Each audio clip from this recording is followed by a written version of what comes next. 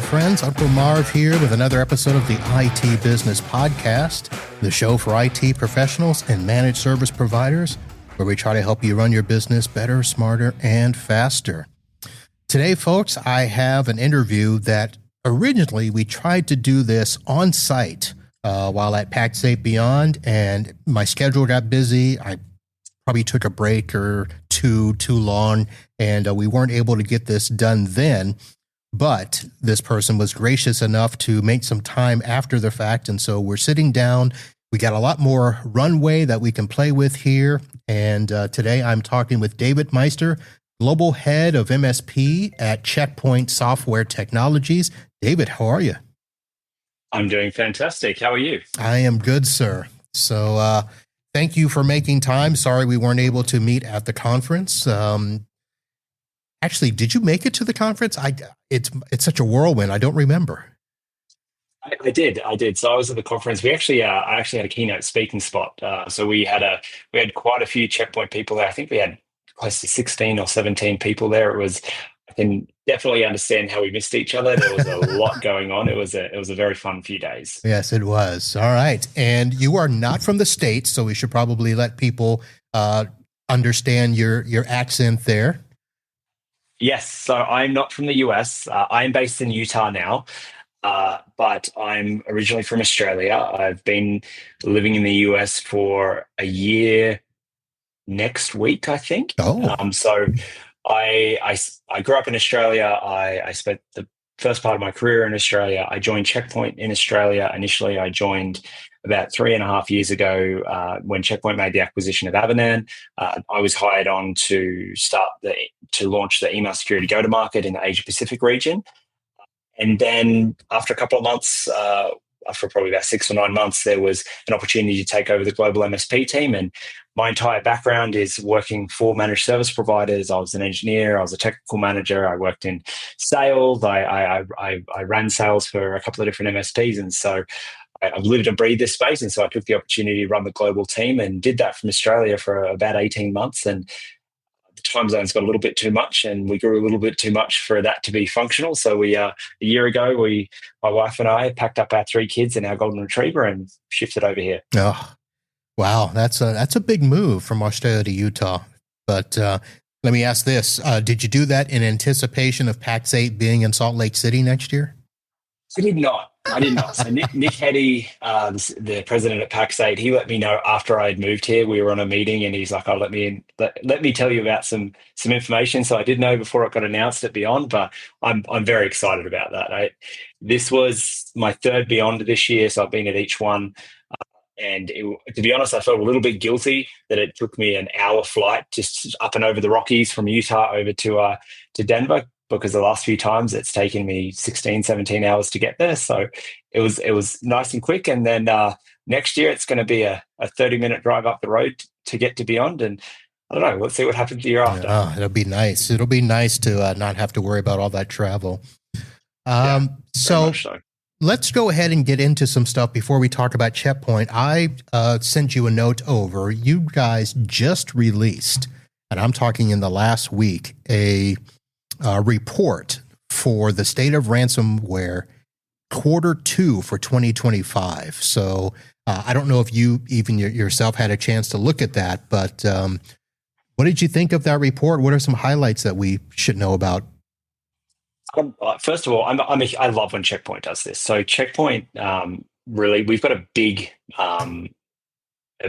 research arm here at Checkpoint. I think we've got about 300 or 400 researchers who are just dedicated to looking at the threat intel that we see across all of our products. We actually feed all of our threat intel into a central threat intelligence platform, so we can see all these threats. But our threat researchers go through the dark web, look at different things, track different ransomware groups, different hacktivism groups. And they put all of this together in a format that we can look at. So we have mid-year reports, end-of-year reports. Earlier in the year, we released an AI report and cybersecurity report, and then we've obviously come out with our ransomware report. This one's really interesting to me because ransomware is nothing new to us. It's been around for a while, and it's just interesting that the face of it is the tactics are staying the same, but with the introduction of AI, the speed at which they can ransomware can be deployed and the barrier to entry to be a malicious actor is just getting lower and lower. So we're actually seeing a lot more of it. One of the big standouts from me is what I'd call the shift from database threat to extortion. So I remember, if I go back maybe 10 years, maybe a little bit longer, I remember dealing with some of the early stages of ransomware, the MSP I was working at in the form of crypto locker. And for anyone who was in the MSP industry, around 2015, 2016, crypto lock, 2017, crypto locker was everywhere. It was huge. A nightmare. Yes, it was the attack. Yeah, it's like if you had a on-prem server and an on-prem server, somebody had left port 8080 open or something like that to RDP, and somebody gets into the environment and just locks everything down. It was a nightmare. So I remember that, and I remember they would get in there and they would lock it all down. They would leave us a ransom note and transfer us X amount of Bitcoin, and Bitcoin wasn't that expensive back then. Within 24 hours, we're going to double it, and then if you don't do it the next day, and it continues to go up. And off the back of that, our industry started getting really, really good at backups and disaster recovery and things like that. What's interesting now is that we don't see as much of them locking files down. So people coming in and encrypting files doesn't happen as often anymore. I think as an industry, we got so good at restoring things from backups that it's not as the attackers know that we can just delete everything and restore. We'll lose a couple of hours of data, but things will be okay. What we see now is more extortion based. So they'll come in, they will get into the environment and sit in the environment and stay there for a while. And what they'll try and do is two things. Number one is they'll exfiltrate data and go to you and say, hey, I've got this data. If you want me to give it back to you, then you need to pay ransom. Or if you don't give it back to me, I'm going to go publish it somewhere publicly. Or the other thing that we're starting to see as well is that I'm going to get hold of your data, and if you don't pay me, and I'll publish it publicly, but then I'm also going to go after your suppliers, I'm going to go after your customers, I'm going to go after your employees at an individual level and hold them to ransom and say that I'll release their data if they don't pay me. So you're going to pay me because I'm going to release it, or you're going to pay me so I give it back, or I'm going to go after people in your supply chain so they can pay me. So the tactic is changing because we've adapted so much as an industry. And so for me, that's been a really, really interesting evolution. You sometimes hear it referred to as different ways. I've heard it be ransomware 1.0 to 2.0 to 3.0 as we kind of go through this chain. But it's just very interesting to see how these tactics have changed. And again, the introduction of AI has allowed the barrier for these malicious actors to come right down. If we look at like phishing emails as an example, you don't need to have good command of a language anymore. The phishing emails we see today aren't the Nigerian prince with grammatical errors and things like that. They are sophisticated. They are well written. They can come from somebody who doesn't speak English, because you can just go to a large language model, a chatbot, and just say, hey, create this email to this person. It's just so easy now to get in. Absolutely. That once they get in, they're going to try and extort people. Yeah. So this new version is almost a throwback to like the old mafia mob days, where they're like, listen, you're going to pay me or I'm going to take out your family, That's kind of what they're doing. And the fact that they sit in the environment, that gives them all the time in the world to kind of discover what's there and, gather that information and start to put out those tentacles of, especially employees. If they're able to, watch how they email, watch who they email and stuff, they got all that information. Yeah, exactly. It's just learning. I mean, the motivation hasn't changed. It's all just somebody wants to get paid. If people didn't get paid, they wouldn't do this. Like they have to make money for it. Like if you think of other types of attacks, if you look at malware, for example, what we've been seeing over a number of years now is that if there is a 0-day vulnerability, or if there is a new bit of malware, a lot of these malicious these groups, these malicious actors, it costs them money to go purchase it. They'll go purchase it on the dark web, and then they're almost operating like an organization in and of themselves, or a dark MSP, where they've got a P&L that they have to deal with. They have staff that they have to pay. They've got to pay for their cost of goods, which is the actual vulnerability or the bit of malware, they've got to execute it. They've got a short window of time to try and make that money back and make that profit. They're running it like a business. Absolutely. Now, in this report around ransomware, we are it does go into the ransomware ecosystem, and we are starting to see a fragmentation of these groups. It's not one single group that we're seeing anymore. When it comes to ransomware as a service, we're starting to see it a lot wider now. The entire ecosystem, I suppose, to a point, has become commoditized, and we're seeing groups pop up that maybe we haven't heard of before. But there's no one single group like we've kind of seen in previous years where you've got a dominant player in the market. And so that's another big trend that we're seeing, which has been quite interesting to observe. Right. It almost as if, a few years ago, there were the big players and they would invite people to kind of join in or invest. If you become a part of our group, we'll give you a piece of the pie of the money that we get. And now with AI and automation, people are splintering off and saying, I don't need to be a part of an organization. I can do this myself. I can do it cheaper, because I can find AI stuff to do this for me. Let me ask another a question about what I saw. It did mention that the ransomware payments are down.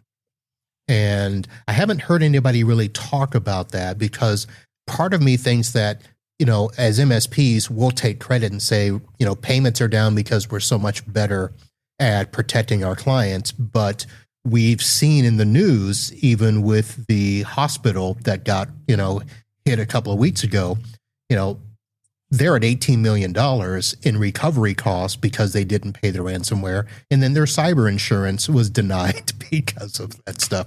So it's kind of a mixed message that we're getting there. Yeah, I think it's a really good point to raise. And I think there's a number of factors that are contributing to this. I think if you think of the intent of the malicious actors in most cases, when you're talking about ransomware, aren't actually looking for notoriety. They don't want to necessarily be published what they're doing. Like if you're dealing with a hacktivism group, they're going to be looking for notoriety. They're going to be looking to make a statement. But with ransomware, it's not really the case. They want to get paid. This is a financial motivation. And so they're coming in, and I think what they've realized is that it's not like it was a couple of years ago. In a lot of cases, cyber insurance companies aren't willing to pay a ransom. And it's a bit of a judgment call for a business, is that, hey, if this is a bit lower, if this is something that I can just kind of go pay, might only be, $50,000, it might be, for a smaller group, it might only be a couple of $1,000s. It's easier for me to do that and get paid quickly than draw attention to myself and have somebody like the FBI or different law enforcement agencies actually coming and looking at what I'm doing. So I think they're trying to reduce the payments because they're trying to draw less attention to themselves. That's an interesting point. You're right. Because why draw attention if you can, make less money more often? It piles up in the long run. So that's cool. Let me ask this from your standpoint now in terms of Checkpoint, Avanan and stuff. Are you guys seeing a ton of BEC attacks, the business email compromise, as the way to, for all of these things to happen? Or are they still, finding ways to get in through other means? We're definitely seeing a lot of business email compromises. Email is continuing to be the number one threat vector. And the reason why we're seeing it is that a couple of reasons, but the main reason is it's just such an easy point of entry. Is it, the weakest part of an environment more often than not is the user.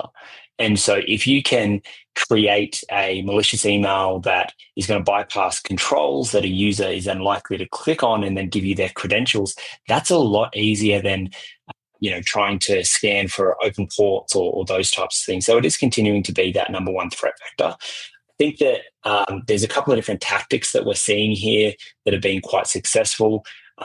A lot of it's come around from two kind of mitigating factors. Well, number one being the shift to 365, which has been an ongoing thing over the last 10 years, where organizations haven't really up until the last few years haven't adapted to the style of security required to secure cloud-based email. They've retained on-premise gateways or virtualized gateways, which can be bypassed, which aren't looking at internal to internal traffic, aren't looking at contextual information around how people are, where people are logging in, who they're communicating with, what style they're communicating with. So that shift to cloud-based email has definitely been a contributing factor. I think the second contributing factor to that as well is, I think the second contributing factor isn't just the cloud-based email, but the second contributing factor, as much as it gets talked about a lot, is around AI. And the fact that, as I mentioned earlier, you don't have to have a good command of a language anymore. You don't even really need to do that much study of somebody anymore. I mean, I can go to an AI chatbot, be it Grok, Perplexity, ChatGPT, Copilot. I can go say, hey, look at this organization, identify who the executives are, go search the web to see if they've done any media interaction anymore, find out who their partners is, who they interact with, and then build a profile on them. That's really, really easy to do. And then from there, you can say, hey, create me an email to communicate with this person. And what we're starting to see is that the attack methods, they are trying to get a little bit more sneaky. So we see, and this got reported, I can't remember the exact statistics, but in the Verizon breach report from earlier this year, they spoke about the growth of something called pretexting, which is actually where we're seeing organizations be attacked, and that first interaction with the malicious actor isn't actually malicious. So they'll send an email through. It has no link, no attachments, no QR code. And it just comes through from Gmail or Hotmail or something like that. And so it's not going to necessarily fail DKIM, DMARC, or SPF. And then they just establish a communication pattern. And then once they've established communication back and forth, that's when they'll try and release a malicious payload. Or we'll see things like QR codes embedded inside of attachments, or links that go through 5 or 6 different redirects. And all of these different types of approaches that we're seeing, where they can get the information because there's so much information available online, and you can use a AI to go find that information, and then trying to bypass native controls or legacy controls like gateways to be able to get in and protect and attack that user. It's a lot of stuff for us to pay attention to. Let me ask you a kind of a side question that just came to mind. And part of me thinks that, a lot of folks listening to this show are, I'll say, proficient. We're all some sort of IT service provider, managed service provider. So we see a lot of these things. We hear a lot of these things. We know all of the actionable tips that we need to do. But organizations like yours, still are having to educate about this. Because of that, what do you think is probably the most common frustration that you see that is allowing, these attacks to, continue to grow and thrive? It's a really good question. I think there's probably 2 assumptions that come to mind. One is that there was a number of years ago, I was presenting at an event with Matt Lee from Pax8, and he got up and he said, he basically asked everybody to rank themselves out of 10 when it comes to their cybersecurity skills. And he's very, very good at what he does. And there were some people who rated themselves as 7s, rated themselves as 8, rated themselves as 9s. And I think he rated himself at like a 3. And I think that's always stood out to me, because I think that we make an assumption that we know a lot more than what we actually do. And that's where leveraging people who specialize on specific types of technology, specific types of attacks, and utilizing the education that comes from, Checkpoint Research or whoever you want to work with, is so important, because it's moving so quickly. It's really difficult to actually stay on top of everything. Even for myself working in a vendor, I'm constantly, our research team, our developers, our threat intel team are constantly releasing stuff every single week about new types of threats, new types of things that we have to develop to address. So understanding that as much as we all think that we're experts in this, it's changing so quickly that we need to understand that, have I suppose, an element of humility and say, hey, there's definitely things that I don't know.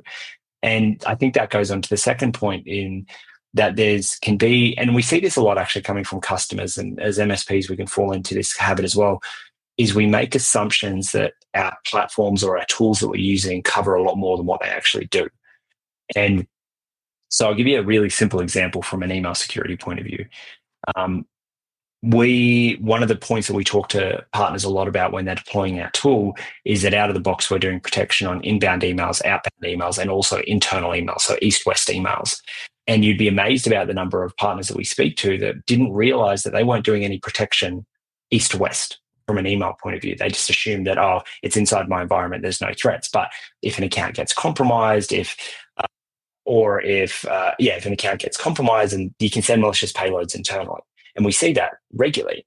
And so there's an assumption, that's one example from an email point of view, but there's definitely an assumption that tools can do a lot more than what they can actually do. But there's also an assumption that those things are configured correctly as well.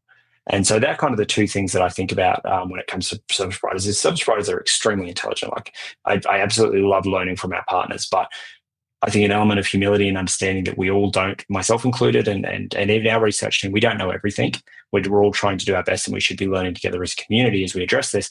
And second of all, actually identifying what our tools are doing versus what they're not doing, and have we actually configured them to do the thing that we're paying for them to do. I want to ask you a little bit more about your tools, but before we do that, I want to ask this question because you spent a little time working in the MSP world before you, as we would say, went to the dark side. Now you're in a vendor. How different is it for you to see this same fight from a different side? It's been a really interesting learning curve. Like I spent when I was working for MSPs, I was an engineer. I ran an engineering team. I've been out, crawled under desks and fixed computers, racked servers, all of that type of stuff. And then I moved into sales and ran sales teams as well. And so I like to think I've got a fairly well-rounded experience with my time with managed service providers. What I tried to do coming over to the vendor side is to take a partner first mentality in understanding that there's just certain things that vendors do that annoy the living daylights out of partners. And I remember myself, be it a vendor calling me up at a day before the end of quarter saying, hey, get this deal in, I'm going to give you an extra 20%, get the deal. I hated stuff like that. Or bypassing me and going straight to my customer without engaging. It just the list went on and on and on that vendor reps did that annoyed the living daylights out of me. And so coming over to this side, I've tried to put a lot of effort into the way that I approach our program, the way that I've educated my team, and the way that we approach partners into keeping them front of mind, because there's a very specific way that every managed service provider is a little bit different, but there's very specific ways that MSPs want to work that we as a vendor need to be able to adapt to that, because it's not a standard sales motion that you would see with dealing with an enterprise customer or something like that. And so that's been a big learning curve for me, is understanding that information that I learned working in the channel, working for partners, doesn't necessarily always get translated into the vendor side. And so it's been a little bit of a mission of mine over the last couple of years to try and share that knowledge. And I think that generally vendors are starting to see that a little bit more. I was going to say, are you having to share more from the vendor saying, hey, look, I came from this side. Let me explain why there's that frustration. Or do you find yourself going back to MSPs and saying, okay, look, I was with you. I complained a lot. Here's why, stuff like that. Do you find yourself going back and forth over that fence? A little bit. I'd probably call it 80-20. I think I spent 80% of the time talking to the vendor about the way that we should approach things versus 20% going to partners and being like, look, let me open the kimono a little bit and explain what's going on and give you a high level of transparency. And a lot of the times partners do understand it because they run a business as well. Sometimes some partners don't, and that's their prerogative, and we love them anyway, and we still want them to be partners. We'll just figure out a way to work through it. But I think it's when there's a recognition that we're all actually in the same community, when we're all actually trying to achieve the same goal, it works a lot better. Very nice. Very nice.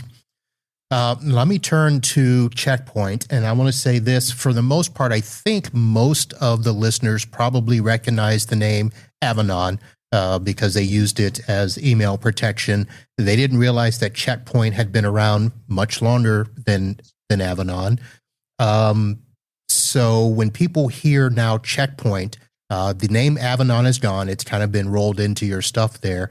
Explain what else Checkpoint does. Yeah, great question. And I think the way I want to describe it is actually talk a little bit about the journey that we've been on. Okay. So I think when I started at Checkpoint, I joined just after the acquisition of Avanan, and I joined in the Avanan team. And to be honest, I think at the time Checkpoint, not very many people at Checkpoint could spell MSP. Is probably the way to think about it. It was very much that big firewall, a lot of other products as well, but that big firewall enterprise government style vendor. When they made the acquisition of Avanan, there was a ready-made managed services team, and we experienced fantastic growth. Like, we're very grateful for the partnership of all of our partners and distributors over the last few years to fuel this growth that we've had.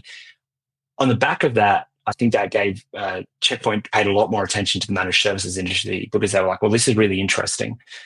Checkpoint then went and made the acquisition of Perimeter 81, which also had a managed services team and a very well-growing managed services team. And so what we did is we sat down, myself running the Avanan team, the Checkpoint team, and the Perimeter 81 team, and we said, okay, well, we want a single experience here. We want a single platform that includes all of the products. We want a single experience for the MSPs.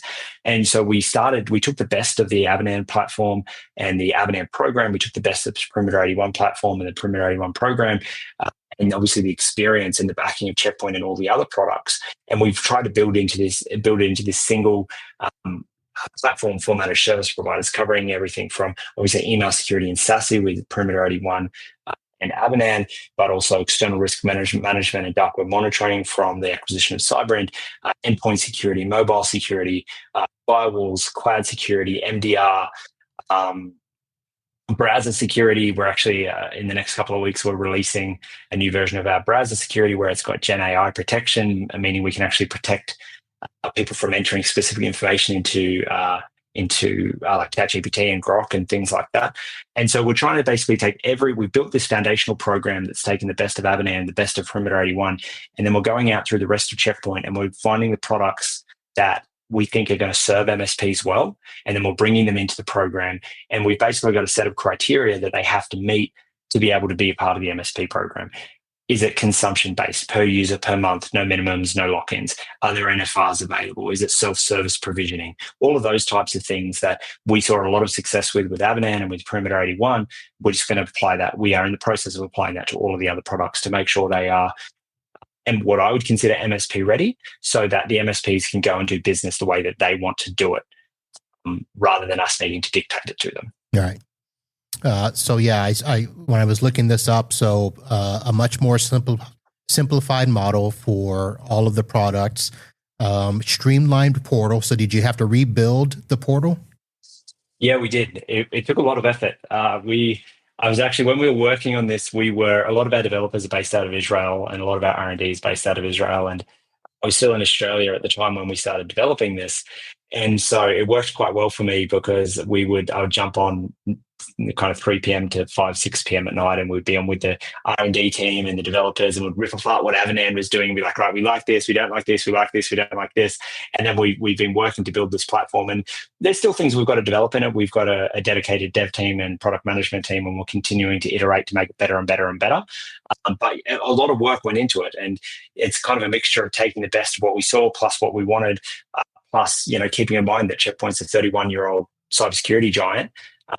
And then kind of bringing those things together to deliver the outcome that we wanted for partners. So a lot of effort went into it, and a lot of effort's going to continue to go into it.